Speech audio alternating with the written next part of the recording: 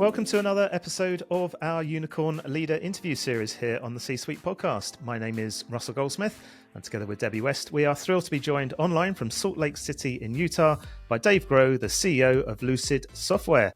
Founded in 2010, Lucid Software is a leader in visual collaboration tools, providing products like Lucidchart and Lucidspark that are used by some of the world's top businesses.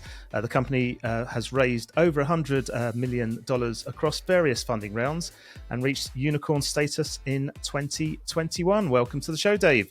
I thought we could start by you telling us a little bit more about the company. Well, thanks. It's great to be here and happy to give you an introduction to Lucid. As you mentioned, we are a provider of visual collaboration software with more than 70 million users around the globe. And at Lucid, our mission is to help teams see and build the future. Because there's countless business problems and opportunities and issues and initiatives and projects that are just much better understood and collaborated around and aligned on as a team when you can actually see and visualize them together. It drives better and faster alignment, collaboration, communication, and ultimately execution. And we do that, as you mentioned, through a visual collaboration suite, that consists of Lucidchart, an intelligent diagramming application, and Lucidspark, a virtual whiteboard. Ultimately, again, to help teams see and build the future better and faster. Yeah, that's such a great overview. Thank you for that. And most of the unicorn leaders that we've spoken to on this series were also the founder or the co-founder of their company. But that's not the case with you, which is quite intriguing to us. So we know that you've been with the company pretty much from the beginning. So maybe let's start there. What inspired you to join the founders, Ben Dilts and Carl Sun, way back in 2010? Yeah, ultimately, I remember having that first conversation with Carl. Who described what they were trying to achieve at Lucid, their initial version of Lucidchart, which they had built at the time, and essentially said, we've got a great product, but we need someone to come help us figure out and grow the business. You're right, it was very early at the time. It was in the basement, essentially no customers, no revenue, so very much at the ground level. But the mission of Lucid and ultimately what the product Lucidchart at the time was delivering really appealed to me at that point because I had felt the pain that they had built the product to address. At the time, I was a consultant at Bain, one of the large management consulting firms. And while there, I had worked with a Fortune 500 aerospace and defense company, helping them essentially document, understand, and then redesign their manufacturing process for helicopters.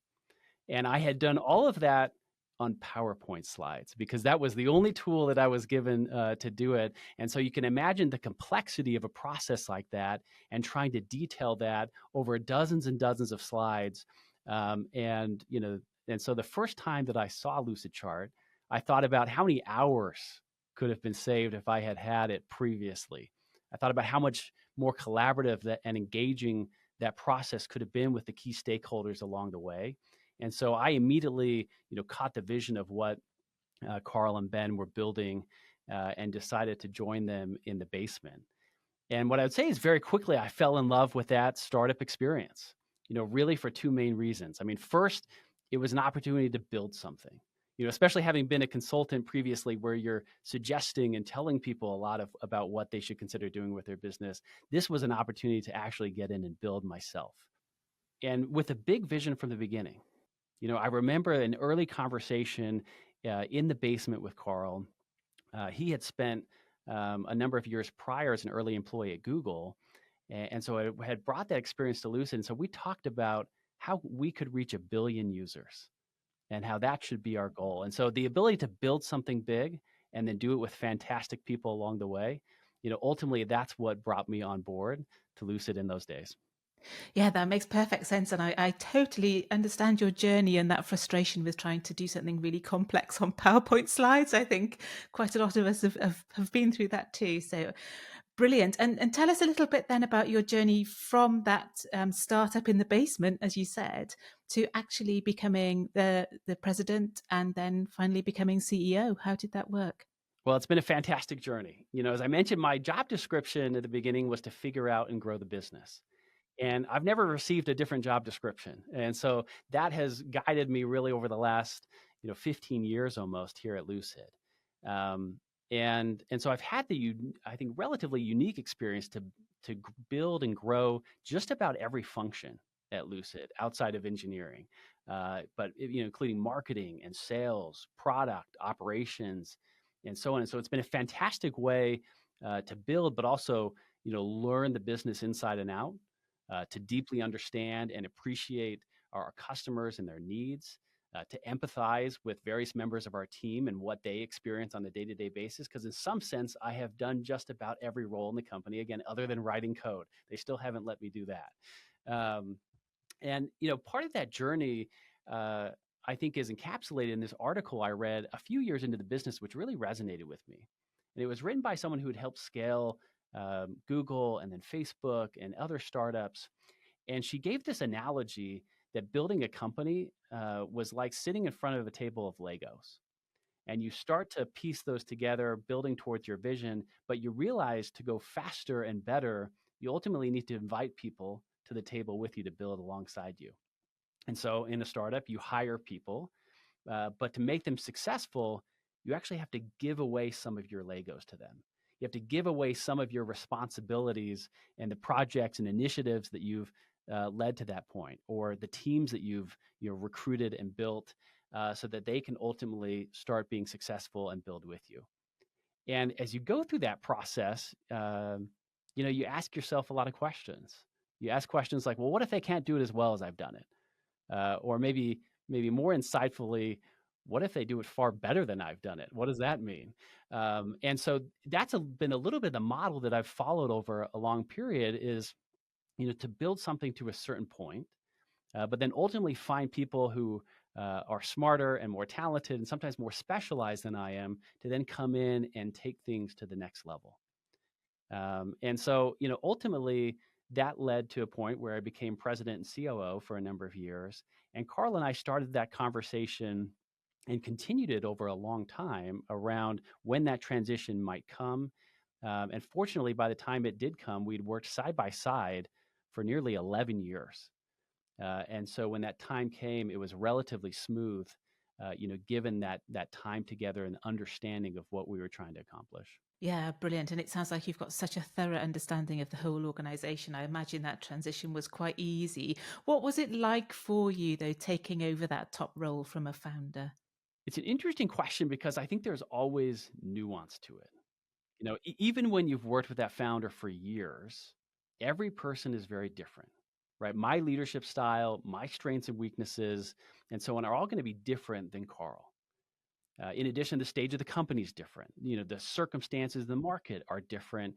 And so ultimately, I think everyone, including me, has to accept and acknowledge that, while some things will absolutely persist, other things are going to change. And that's okay.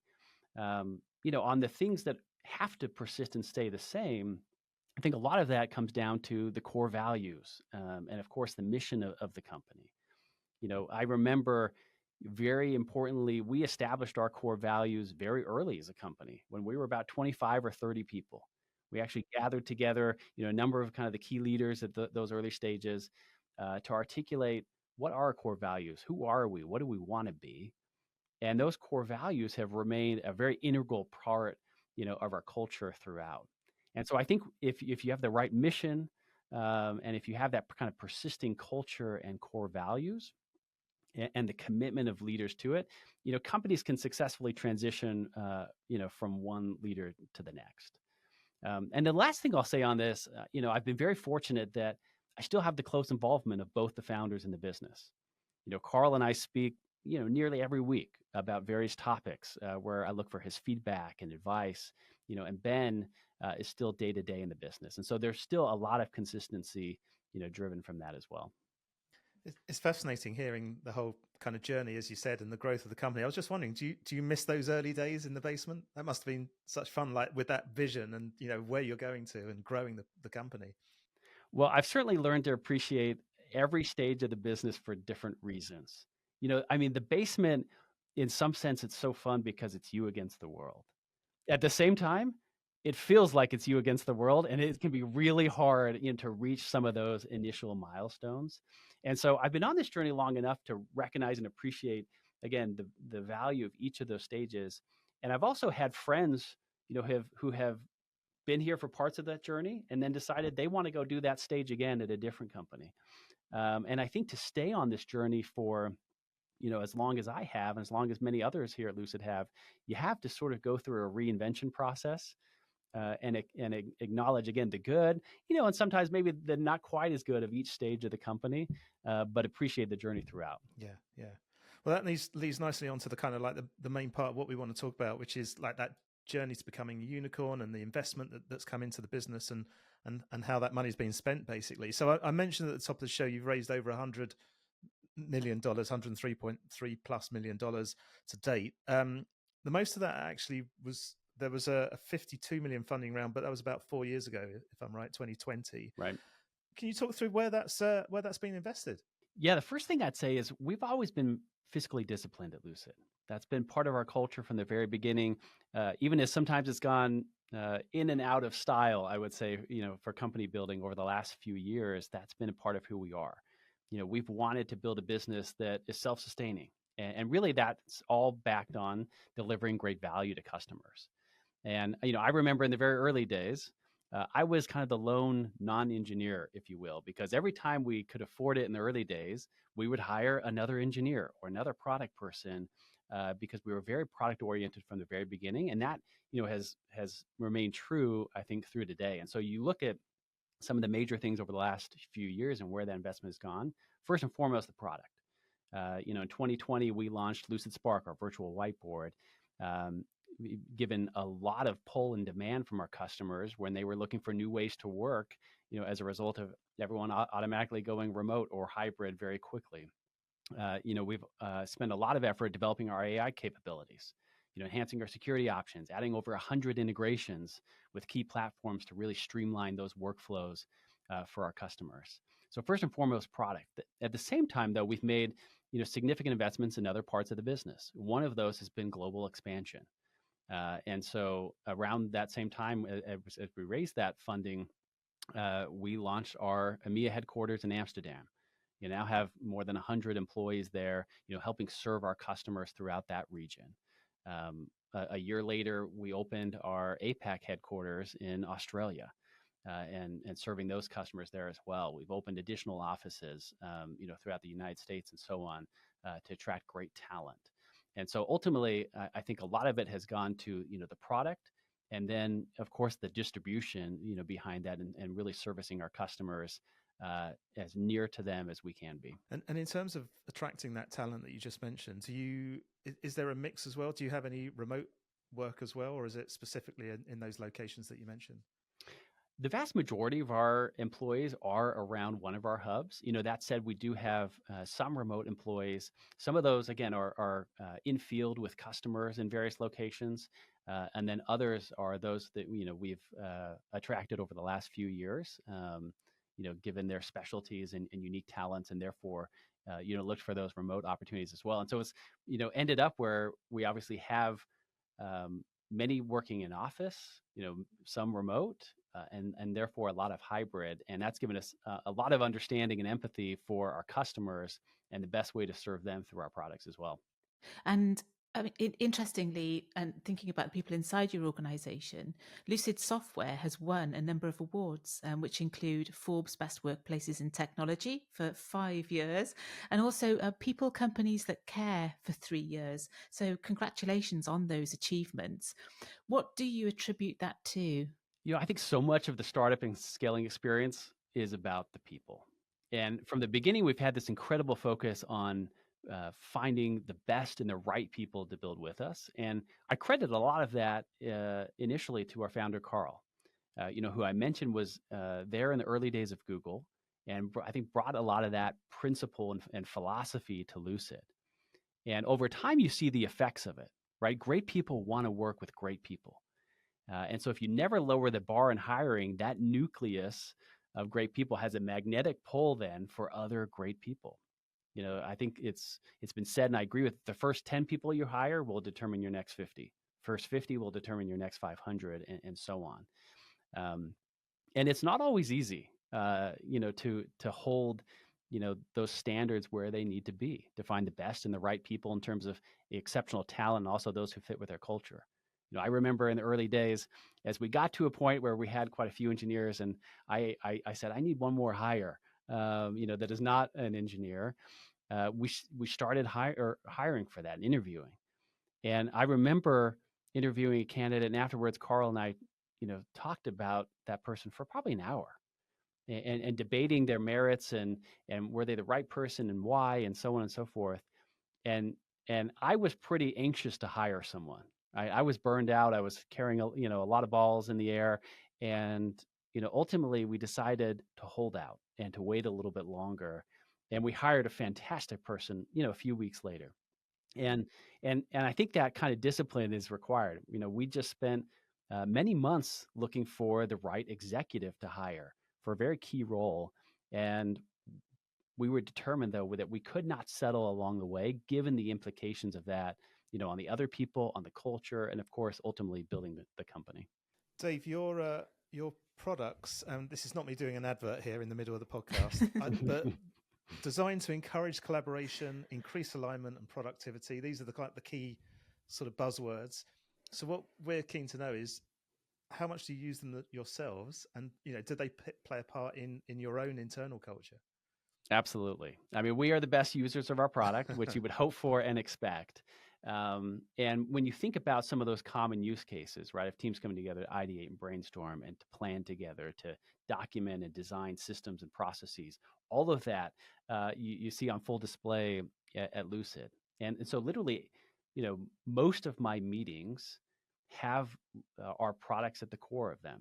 Let me give you one example. I mean, earlier this week, I was in an executive meeting, and we were doing a little bit of a retrospective on our initiatives and our company OKRs, objective and key results, our goal setting program for the second half of this year, and then starting the discussion around what it should be for next year. And we used the canvas as a place to come together and to ensure that all voices were heard, to understand where we had alignment, where we did not. And so some of that was live discussion. Some of that was, leaving notes and stickies, on the board, and then coming back to discuss them and understand the common themes. And so it just leads to much faster and much better alignment than sometimes you get without that.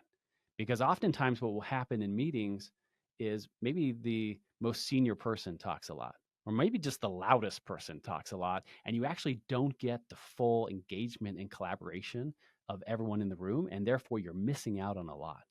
And so absolutely, Lucid is through and through, throughout the way we operate. And we constantly are sharing that actually with our customers. We do Lucid on Lucid videos. So we can share some of those best practices, some of those even unique use cases, which our customers are often hungry to see. Yeah, absolutely. I think it's always great to be able to share that sort of thing with customers, to share the internal externally in some ways. And thinking about that internal communications environment and kind of maintaining a dialogue with everybody in your organization globally, how much involvement do you have in that process, and how involved do you like to be? As CEO, I think one of the most important responsibilities is to be the chief storyteller. And I think that is certainly true with customers and to the market, but I think it's especially true to employees. If you think about the day-to-day work, I think it's easy, to get caught up in that, and it's a grind. And so I think it's important to help employees zoom out, from time to time, to reflect on the mission, to reflect on our progress on it, reflect on our team and culture, and so on. And so, one of the ways we do that is simply through a company all hands every couple of weeks. But we're very intentional about how we construct those meetings, where, we highlight a customer in every single one of those meetings to really reinforce how we're helping that customer and their team see and build the future better and faster. We then often will go to our strategy and talk about a couple initiatives across the company and how, they're doing, what we're learning, and ultimately how they're driving forward, the strategy and our mission. We then highlight, a couple employees who have been called out by other employees in our Slack fist bumps channel, given kind of exceptional work or going above and beyond or living our core values. And so, they're very kind of carefully designed, meetings to make sure we're reinforcing the mission, our strategy, and our culture. And I think that helps a lot with, keeping that alignment and consistency. At the same time, a lot of that is more one way. And so we do look for those kind of two-way communication opportunities. And one of those is, every few months we run a company-wide survey, and it's anonymous. And a lot of good quantitative insights coming out of that, but a lot of great qualitative as well. You can imagine with 1,000 employees, we get a few thousand comments every single time. And it's my habit and my intention to read every single one of them. And sometimes that's a bit of a roller coaster, if I'm honest, but it's a fantastic way to understand, what's really going on, how people are feeling, where we're missing the mark, what our blind spots are, and to, course correct, as need be. That's amazing to get through that amount of feedback but no, fair play. Just coming back to the unicorn topic, we actually started this series back in 2019. So we've interviewed quite a number of kind of unicorn leaders in that time. Obviously, the market's changed a hell of a lot during that period. We kind of relaunched this new season this year, and a number of our guests have felt that the term unicorn isn't necessarily as relevant now as it was back then. So I'm just keen to get your thoughts on how you see, the relevancy of that term today. Yeah, I don't know when the term unicorn really first started getting traction, but I do think things have evolved, a lot since then. I mean, over the last few years, obviously valuations have fluctuated wildly, and I think sometimes become disconnected from kind of business fundamentals in many cases. And so I think it's why you see even other names emerge. For example, I think I've seen Centaur, companies who've reached 100 million in ARR, which we did in the same year, 2020, as we raised that round that you mentioned, corresponding to our $1 billion valuation. One of our investors has coined the term dragon for any company which essentially returns the entire fund because it's so successful as an investment. So I think ultimately, a billion valuation is an interesting data point and can be a fun moment. But honestly, we're much focused on reaching $1 billion in revenue in the years ahead. Okay. Not sure what mythical creature name will attach to that, but $1 billion in revenue, I think, is truly rarefied air, and how you ensure you really kind of create an enduring company. Yeah, and I guess another topic that we discuss regularly is AI. You mentioned earlier in the show that you'd invested some of that capital in AI yourself. So how important is AI for you, and how much of a challenge is it to stay on top of it as innovation accelerates in that space? Yeah, I mean, I think we all acknowledge we're still early in this. I remember, if I turn back the clock kind of 18 to 24 months, in early 2023, it felt like every day I was waking up to new news or a new product launch or a new fantastic use case. And it was a little bit overwhelming, honestly, because the pace was so rapid. And I remember holding, an executive meeting at that time and making the decision together, to immediately move several teams away from other initiatives, that we had planned for a long time, to focus on our AI and machine learning, because we knew we needed to deliver, that value as fast as possible to our customers. And, we've so focused a lot on that and released, a number of things really focused on seamlessly accelerating our customers' workflows. So for example, when you're brainstorming together as a team, maybe you hit a roadblock and maybe you need more ideas. AI can help, with that to kind of reignite the conversation. Or maybe you did a brainstorm with 10 or 50 or even 100 people. You've probably got hundreds of ideas now. We can help you automatically sort and synthesize, those ideas in a process that would have previously taken hours.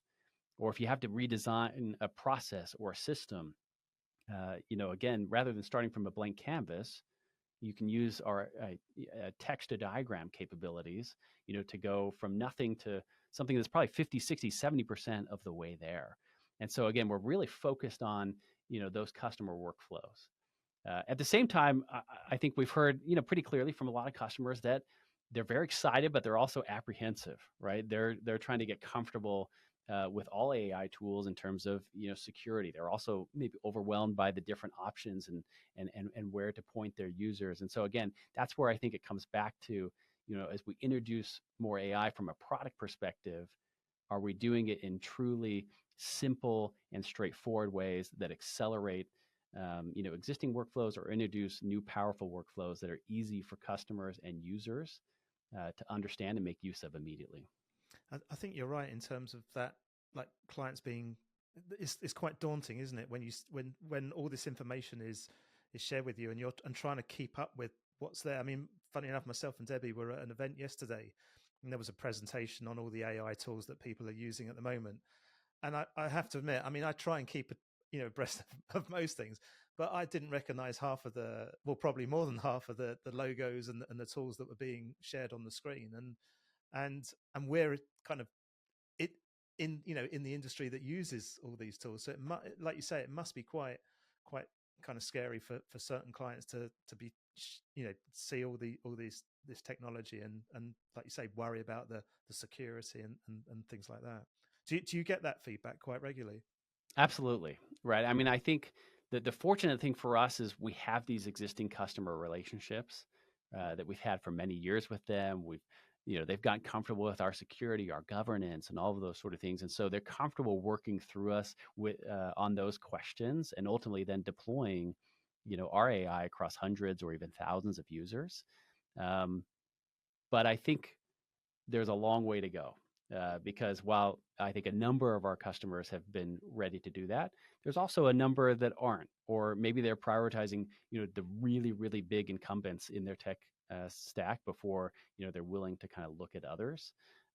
But clearly, again, we're at the early stages of this, as an industry, as a company, as individual users, and so I'm excited about what's to come, and we absolutely have to keep pace. Yeah, I'm sure one of those tools will help you with those 3,000 plus comments that you get back from your surveys to quickly give you a quick snapshot of what sentiment analysis. Well, it's funny you say that because it does. But there's something truly raw and authentic about actually reading the real words rather than some summary. Yeah, 100%. And then funny enough, that was one of the things that we were talking about yesterday about that you still need that human factor. Yeah, it makes a big difference. Dave, listen, we've loved chatting through all of this today. We've got one more question for you, just to finish off, and I guess that's what you've talked about. What's gone before? What's next for Lucid Software? Can you share your plans for the next, say, 12 to 18 months? Yeah, I would say, even though we've reached 70 million users to date, we work with many of the world's best companies.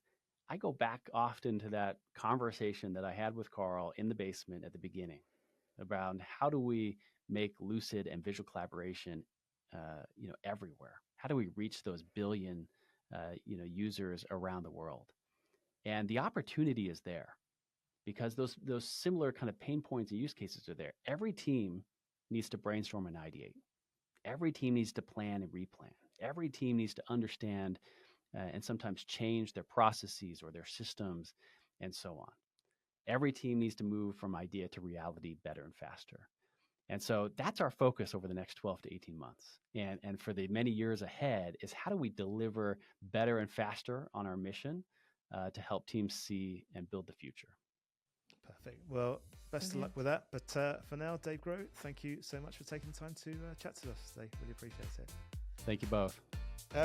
We'd love to hear your comments on today's chat.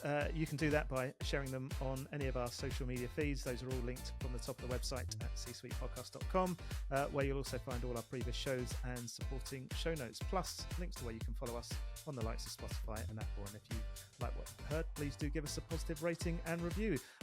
If you are a unicorn leader yourself and you'd like to be part of this series, please do get in touch via the contact form on the website. And of course, anyone can get in touch with any feedback you may have. And finally, you can also find both me, Russell Goldsmith, and Debbie West on LinkedIn. But for now, thanks for listening and goodbye.